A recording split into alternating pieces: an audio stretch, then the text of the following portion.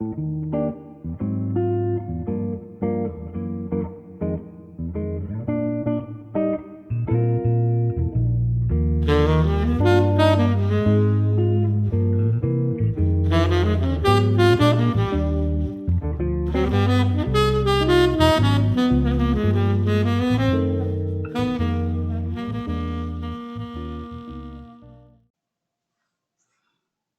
y'all, what's up?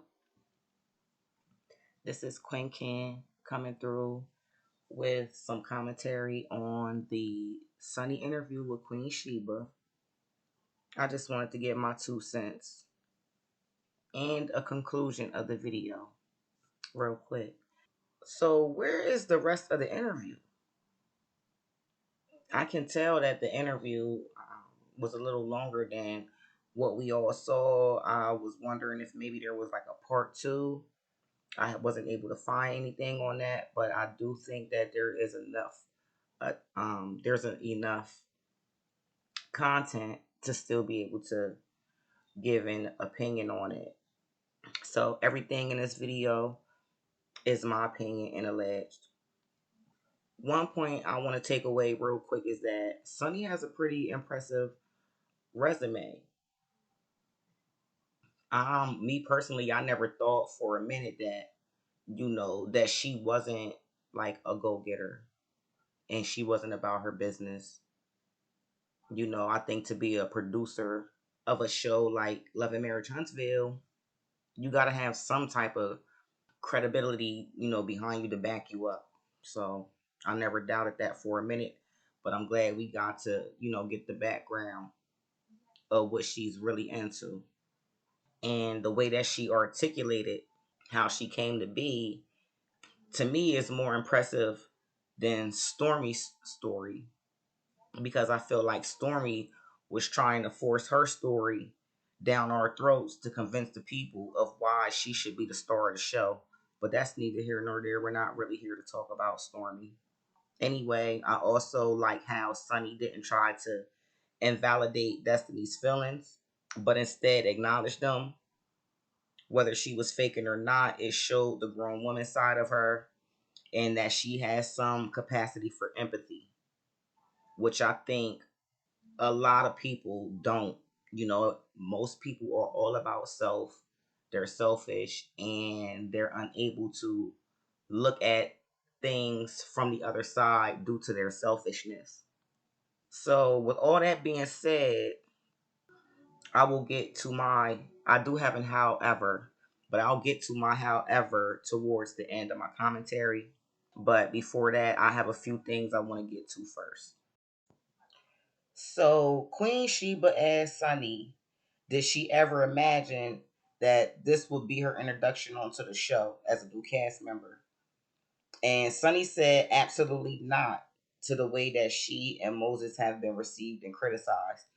My thing with that is, she probably didn't think that it would be the way that it was because she knows that Destiny is not the fan favorite. And so, because of that, people more or less would have been on her side versus Destiny, but not realizing that it doesn't have anything to do with that. For myself, with Destiny not being my cup of tea and not really caring for Destiny too much, all that to the side, it's just the way that it was done. It has nothing to do with Destiny at all. And I think for most people, that's what it is. A lot of people that I've seen that feel the same way about Destiny that I do still have an opinion about the way that her and Moses hooked up. So Destiny doesn't have anything to do with that. Sunny said that if she wasn't as grounded spiritually and knew who God was, how she was received could easily trip a person over and bring out the worst in them.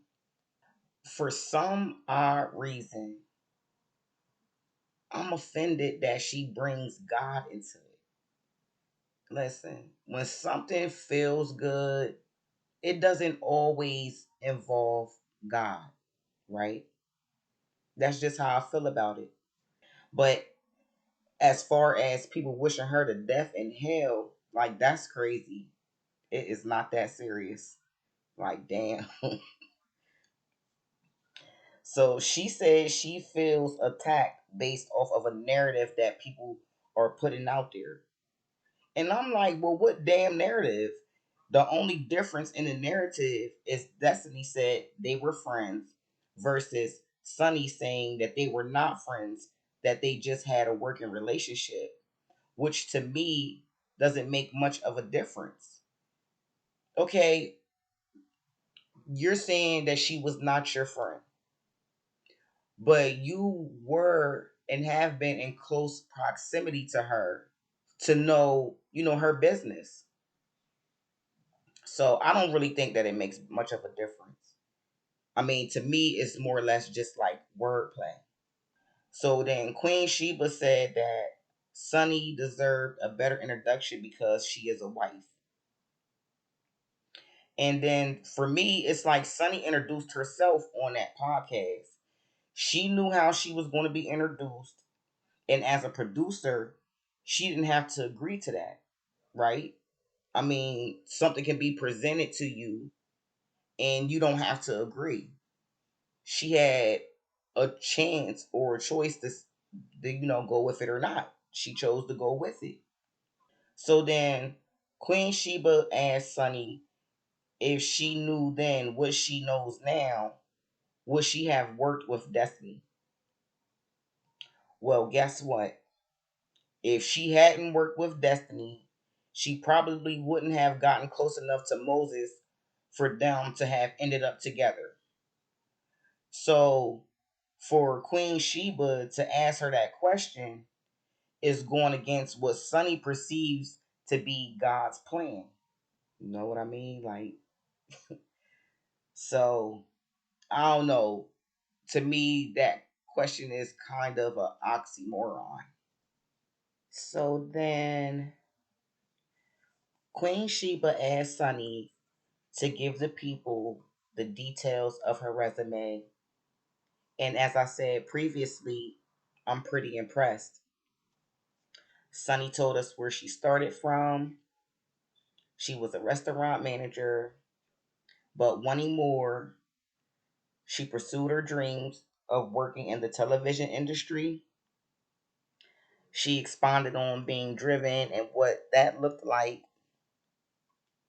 She name dropped some of the well known people in the industry that she worked with, producers of hit shows and things like that. How she pitched the show and was picked up by BET, and so on and so forth. So, again, I'm impressed. I love to see people pursue their dreams and make them a reality. So, kudos to Sunny. So, in the meantime, I'm going to continue my commentary on a part two video. I have a few things to do, so hopefully I can get that out by the end of the day, if not tomorrow. So, you guys have a good rest of the day and weekend, and I will talk to you later.